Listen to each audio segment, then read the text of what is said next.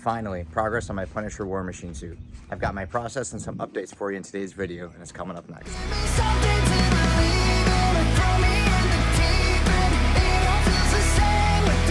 What's up? Back at it again. It is DW Darkwing Dad, and today I figured I'd give you some updates on my process on my Punisher War Machine suit. But first, I got these adorable little baby chickens for Darkwing Z and Darkwing Bree. I figured with Easter right around the corner, it would be a cool thing to get them some chickens. These little babies here are softer than LeBron James.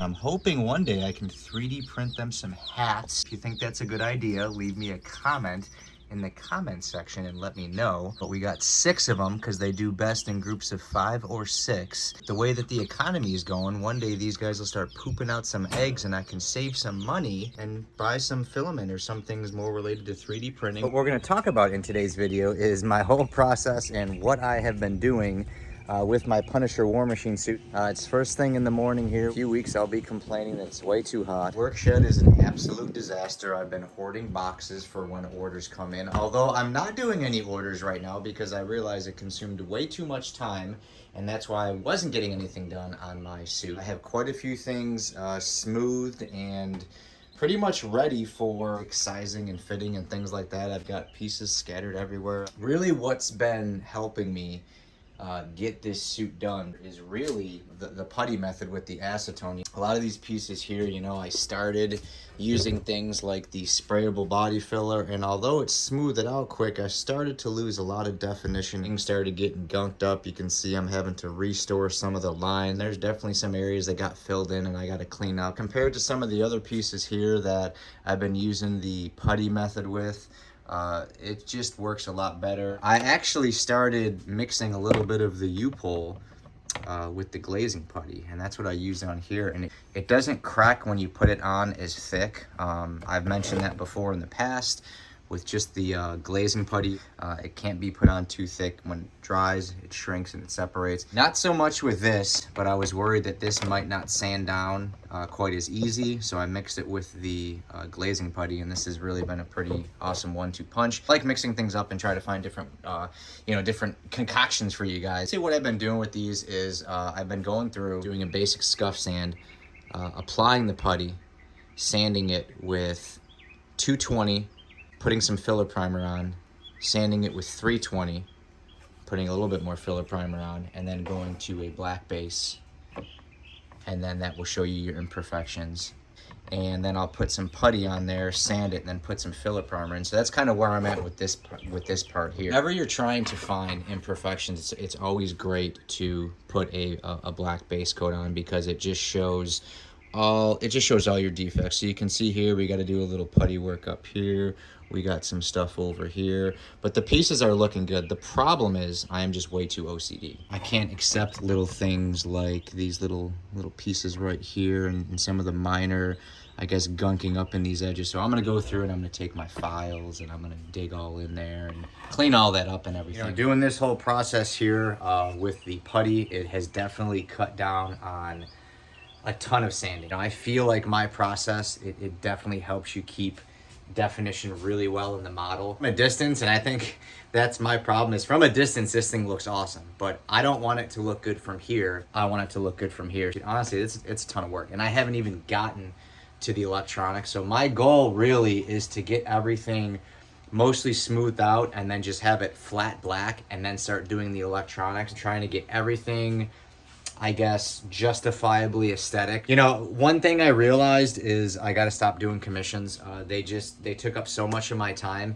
and although the extra money was nice, I found it better just to work more at the shop versus working at home. I'm able to get a lot more things done here. I could not imagine sanding these things like all the way down like some people do. You're not going to get rid of all those PLA lines. You're going to spend more time, more energy than you need to. There are a couple more pieces. Again, it's just all this little detail stuff that I have to go through and do. Putty on here next. Go through, fine sand that, get all that cleaned up. Then I'll do my black base and start doing my final touch-ups. Don't need to use filler primer when you're doing those touch-ups on here. But this is a big, big tip, because when you get to this, And whether you put your putty on or not, when you have a gray underlining tone with a black, when you start to sand it, you'll see your imperfections. That gray will come to the top. So you'll know the areas that you need to focus on. And just see everything pop out more with the black. So black hides nothing. You know, this whole process has definitely helped increase efficiency and cut back on the amount of time that I need to spend on post-processing all of these parts for my suit. So what I want to do is give you a POV look at me right in there, getting nitty-gritty, sanding all these things, just exactly how you can help identify things like PLA lines, dips, high spots, things like that. Let me cut to this quick clip here for you and just show you how this process works and how it can help you out. So just giving you a better look at my process and trying to get out imperfections. I'm going through and just trying to do a general sand. So I can see I've got all this stuff going on in here. And this is just 320. And all I'm doing is I'm just trying to create a curve with the sandpaper folded over. So I can just kind of like get rid of whatever this is building up in here. You don't want to use anything like super, super heavy. Even sometimes 220 can gouge this. And then we just end up chasing scratches and stuff. So you can see that just the 320, like how it's starting to take a lot of the filler primer and the putty off, putting a ton of pressure. And the only problem with me doing this kind of hard edge is I can feel it starting to create a little bit of a dip. So now I'm gonna have to take this, kind of flatten this out and blend this in a sense, kind of smooth out. You can see here too how I've used different color primers. So this light color primer is the Bondo filler primer. The stuff on top was just some Krylon. So you don't always have to use black. You can, as long as you just use something darker. When you use two different hues, you can see how stuff is coming to the surface. So see how we're seeing this little pattern here. I don't know if that was putty or what it is, but what we want to do is kind of sand that out till it's smooth. And you would never see that if you were just using one color primer. So if you're getting frustrated with PLA lines or sanding marks and things like that, just use another primer on top of it. It doesn't even have to be a filler primer. Just get your filler primer on, and then once it's dry, just throw a dark coat of black or dark gray, or it can be really any color, just a different color than what's underneath. But you can see here that the two different colors, how it's bringing out dips and stuff like that. So that's what we want. Is I'm going to go through and hand sand this whole thing with 320, and then I'll go over with 400 just to get rid of any potential gouging or anything that the sandpaper might have left. And then I'll put a black base on there, go through and take the diluted glazing putty and put it on anywhere where I need to. There's going to be a lot of spots in here where I'm just going to lose my freaking mind. I've started taking these off because I'm just going to replace those with either a new 3D printed piece so it's crisper, or a washer. But all in here, I may even just take a soldering iron and re-clean some of these edges up. I'm going to have to do it all along here anyways. Yeah, it's very tedious and it doesn't help when you're OCD as me, but it's definitely going to result in some really crisp, clean armor. It's getting a little windy here, so I'm going to kill the camera for now, but I'm going to keep sanding this out and get you some updates here shortly. On the same old path again, from where I'm at to where I've been. I drift away and you pull me in, but the waves are deep and I'm where... All right, so we can see the other side rib ab piece, whatever it is here. This is after the black base. And, you know, it's getting better, looking a lot crisper, getting some of the definition.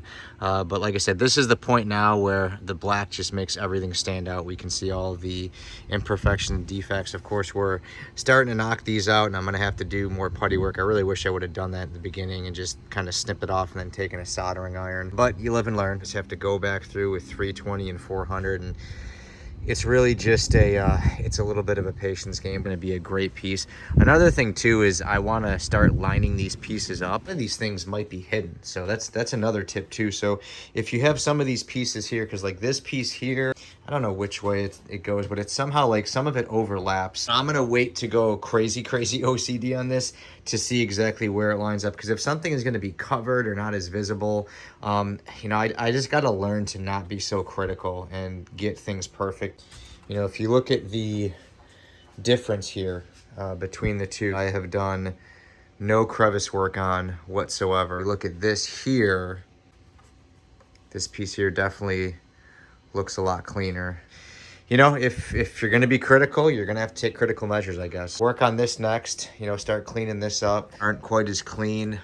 It's going to be hard. You know, a lot of this stuff is super detailed, and it's going to be hard to get it perfect, but you know, I think you know, slow and steady wins the race, maybe? I don't really know. Try my best, maybe get a sharper edge in here and try to clean this up. This is stuff I didn't even see before. Like, I couldn't even tell this was there, and now that the black is there, you know, a lot of stuff is hidden in this gray that you don't even see, so that's why that black is, it's really key. I wanted to, you know, show you where I'm at with this suit, because there has been a lot of progress, but we're far from done. I had also done that entirely on the helmet, which is pretty much ready for motorization. Fitment on this thing was absolutely atrocious. This is a Do 3D model. I hate throwing places under the bus, but I've got some other models that were pretty awesome, were pretty good. I've noticed anything Do 3D where there's multiple pieces, it's a freaking train wreck.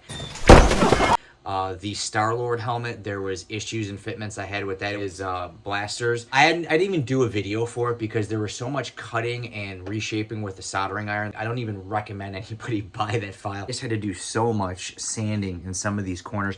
I'm gonna have a full separate tutorial for the helmet. I'm gonna show you guys just general updates on the suits, because I always talk about this thing and everyone's like, dude, what, do you stare at this thing? Yes, basically. But I've really been devoting and saying, can I do one piece for 1 hour a day? And that's why I've been able to get, you know, so much done. That may not seem like a lot of time, but when you use this whole putty method with the acetone, it really does speed things up. So for the most part, this thing, this is super smooth. I've gone through this with putty twice, touched up all the little areas. You should hopefully see that video soon. Traditionally, like with my Iron Patriot helmet, there's this, it's like this helmet is meant to have gaps, but it just doesn't look right. Let's sit kind of higher, almost off. I don't like the way that looks. The tutorial on this helmet is gonna just give you a lot more insight on how I cleaned everything up, and if you do get this exact file, how to get rid of those just gaps and get better fitment. Next is going to be motorization by Crashworks. Get everything motorized, get the eyes going and everything. Just some updates on the suit. I've sanded this. I use a sprayable body filler, and you know, I really haven't even gone around these edges. These little pieces here just get knocked down. There's no way to get them clean. You know what I mean? Like, you try sanding around them, you start rounding them off. I've actually started to cut all of these off. What I'm gonna do is actually get nylon washers and glue them back in place. Now, if I can't find that exact size, I'll just 3D print new ones. Probably do them at a nice fine layer height. That way, I'll get this thing completely smooth, and then take those little pieces, sand them, prime them, and then just glue them on, and it will retain all of the definition and everything. Here on the ab section, you know, same thing. Everything just starts building up in there, and it ultimately just, it loses that definition, and that's one thing that I am huge about. Take the time to be so meticulous and go through and keep that definition and make it look good. You're just gonna take your prints, your builds to the next level. Now, there are going to be a lot of sub videos that I have that goes into more detail on specific parts like this, like how I kept the definition and reforming lines with all your 3D prints. So just giving you guys a quick glimpse. A lot of updates here. I'm going to grab the camera and just kind of show you more of what's going on. But yeah, you know, we've got the hands down here. There's the helmet. I got bicep 1, bicep 2, back piece, forearm. That one I haven't started on yet. This forearm I'm kind of starting to wrap up. That thigh, I gotta start doing the final sanding on. This one, it was sprayed with the sprayable body filler. I really have not even sanded that one yet, because I'm kind of trying to start at the top and work my way down. I do have some pieces that I have not touched at all. Covers here, these are the elbow pieces, these are the back of the feet. This is the other forearm cannon. These guns I am considering having them retract in and out. I do have the linear actuators and everything for them. We'll see. The fingers and everything down here, these are a lot of the electronics I've got. And there's the other back piece of the leg. I thought I lost that. Wire and other stuff that's on there. Fiberglass. I am going to be doing some fiberglassing on this to reinforce it. Neck piece, I am likely going to completely redo. I'm either going to try to do it in TPU, or I'm going to be chopping this thing up and adding elastic to it. I've got the shoulder pieces here. This is the other neck piece. I can never put anything back where it goes. Idiot! The other like side rib piece. There's all the feet. This is one of the back pieces here. These are all pretty much ready for the black primer coat, and then I can start touching things up with putty. Get out of here, you box. And then down here, these are just the knee pieces. What I'm gonna do too is go through all of these here and smooth these out with a soldering iron, because you can see how they were printed kind of fast. That's one thing if I could redo with my suit. These were all printed at like 0.32 and 0.36. I would have went through and printed them a little finer. But when I started doing all this, I only had one printer. I had a CR10S and then my CR10 Mini. I got probably about halfway through. I just haven't showed you guys any updates. Figured I would. Let me get this set up here. But like I said, there's going to be a lot of sub videos. You know, this isn't going to be the fastest build, obviously, we can see, because I printed this thing like 2 years ago. Ha! Gay!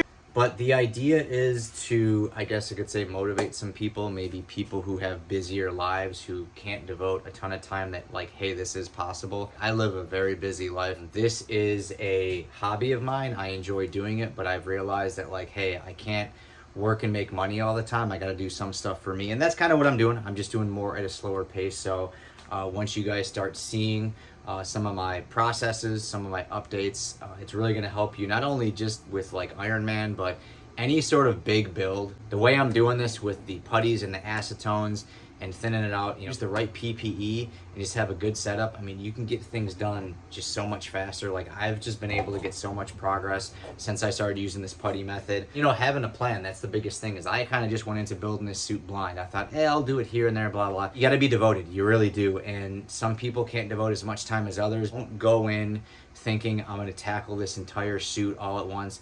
That's what I did. You can't. I would really start from the top and work your way down. Definitely sit down, come up with a game plan, go piece by piece, section by section. You'll have a lot better progress. That's what I've been doing now, is just focusing on the top and working my way down. Overall, definitely some big steps, and there's going to be a lot more of these videos coming up. So if you are building an Iron Man suit or just doing anything 3D printing and cosplay related, make sure you click that subscribe button, because I'm going to have a lot more fun things in addition to other 3D printing tips and tricks, Funko Friday, all the stuff we're doing. Click the notification bell, come back and see me. That's pretty much it for this video, guys. I want to thank each and every one of you for watching the video. If you're subscribed to the channel, thank you so much. If you have any questions or comments, concerns, make sure to drop me a comment in the comment section. You know, I'll hit you back. If you did like the video, go ahead and let me know by giving me a thumbs up. I do greatly appreciate it. I'm gonna try to take advantage of this cool weather that I have going on right now. I gotta stop wasting time, guys. I gotta get this suit done. Make sure you click that subscribe button, give me a thumbs up, drop me a comment, and until next time, DW out. Later. So I made friends with